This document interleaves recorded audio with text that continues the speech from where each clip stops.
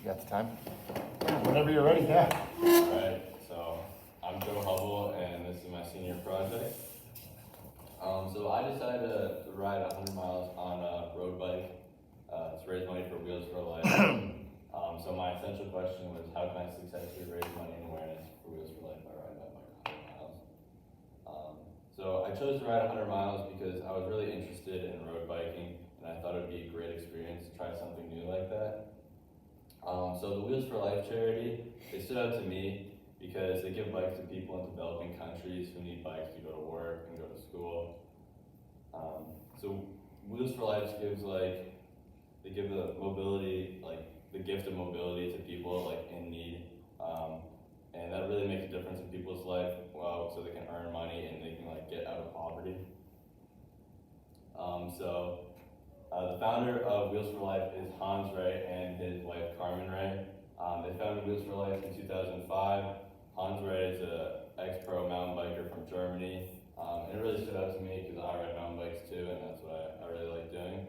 And every $150 is one normal bike for a person in need, and $300 is an ambulance bike, and an ambulance bike is basically just a normal bike, but there's a trailer on the back with different medical supplies. So as of December of last year, they've raised, they've donated 15,000 bikes to countries like Malawi and Uganda. And the photo on the left is healthcare workers receiving their bikes so they can get to their patients. So I started riding mountain bikes freshman year, and I've only gotten more into it ever since. Before doing this project, I had no experience riding road bikes, just riding mountain bikes. So I'd more do it for fun and ride jumps and stuff instead of doing it long distance. I really want to complete a century ride, the 100-mile ride. It was really interesting to me. The photo on the left is the mountain bike I have, and this is a video of me riding mountain bikes.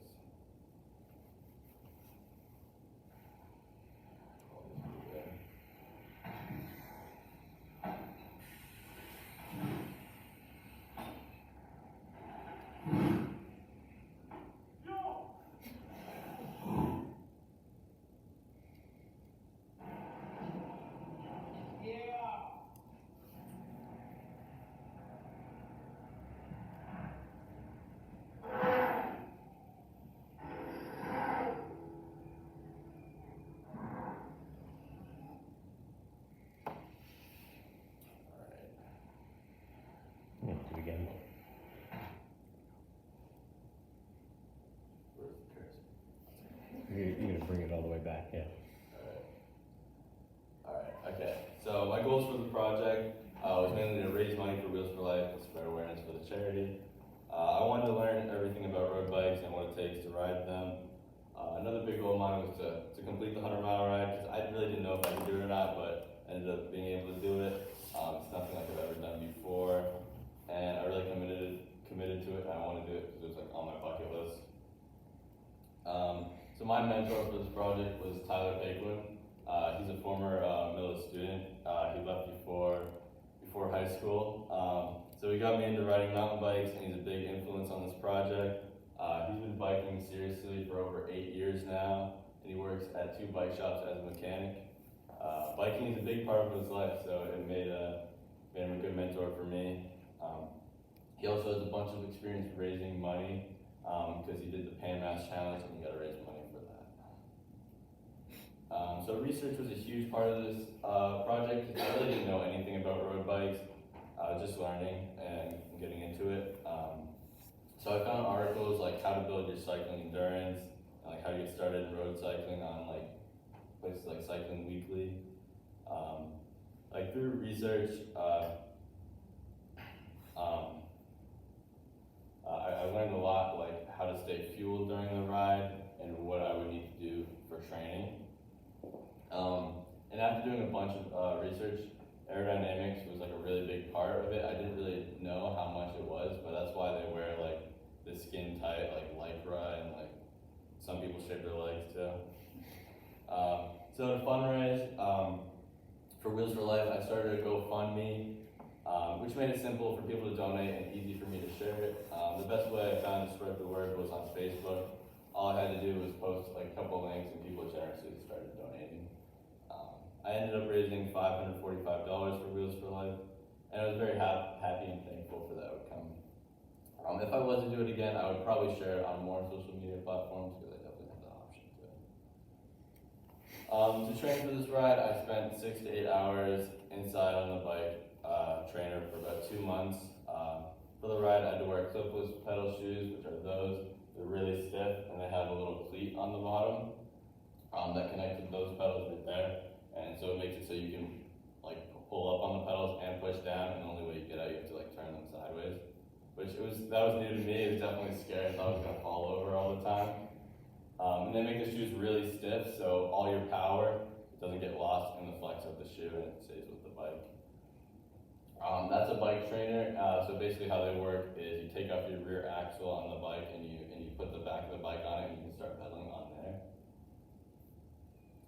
So this is Zwift. It's a game called Zwift, and so it takes the power you put down on the bike, and it translates it to the game. And without this, I probably wouldn't be able to do all the training I did, because staring at a wall is a lot worse than staring at a little video game. It also measures all your stats, how far you go, how many watts you're putting out. And that was really important to me, because over the 100 miles, I wanted to keep consistent with how many watts I'm putting out, so I wouldn't get overly tired too soon.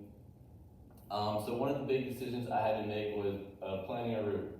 I didn't know if I wanted to do a point-to-point and get picked up where I finished the route, or do a loop, and I just found doing a loop was much more easier, so I did a 50-mile loop. It went through Medfield, Walpole, Foxborough, Easton, Stoughton, and Sharon. Having a loop instead of a point-to-point made it, like, just the fact that I didn't have to get picked up and organize that was definitely good, and I could refuel and get food and water right at the beginning of the ride.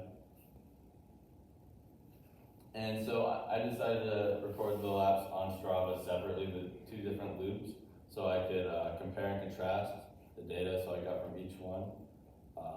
The first lap was definitely easier than the second. I still managed to get a similar time. That's a picture of a lake in Sharon that we went by in the first lap. This was lap 2. It ended up being, the whole thing ended up being 100.25 miles long. Took 6 hours and 14 minutes, and 7 hours and 22 minutes was the total lap time, so that includes the breaks we took to eat and drink. Making sure I was fueled the whole entire time was one of the most important things I had to do, just so I had the energy to complete the ride. After the ride, I was so tired, I jumped off the bike and just laid in the grass for at least a half an hour, and for the rest of the day I just relaxed. The day after, I could barely walk, so I just sat in bed all day. And so that's a picture of a hydration drink mix that I put in 2 out of the 4 water bottles that I drink, and it really helped with the recovery with the electrolytes and all of that. So my failures and obstacles, training was really hard for me because I already work out almost every day, and adding like 6 to 8 hours of cardio every single day, or not every single day, every week, is definitely draining. So I just had to persevere and just suck it up and do it. So the goal time was under 6 hours, and we didn't meet that. We were over like 14 minutes, which I'm still very happy with. And one big obstacle that I underestimated was wind. There's a strong headwind on parts of the ride, which made it way harder, and I really learned how important aerodynamics was then. What I got out of the project, having done this project has taught me so much about about riding road bikes and raising money for charity. Doing this was a great experience, and I'm glad I challenged myself. I also learned a skill that I can use for the rest of my life. And now I understand the perspective of road cyclists when I pass by them in my car.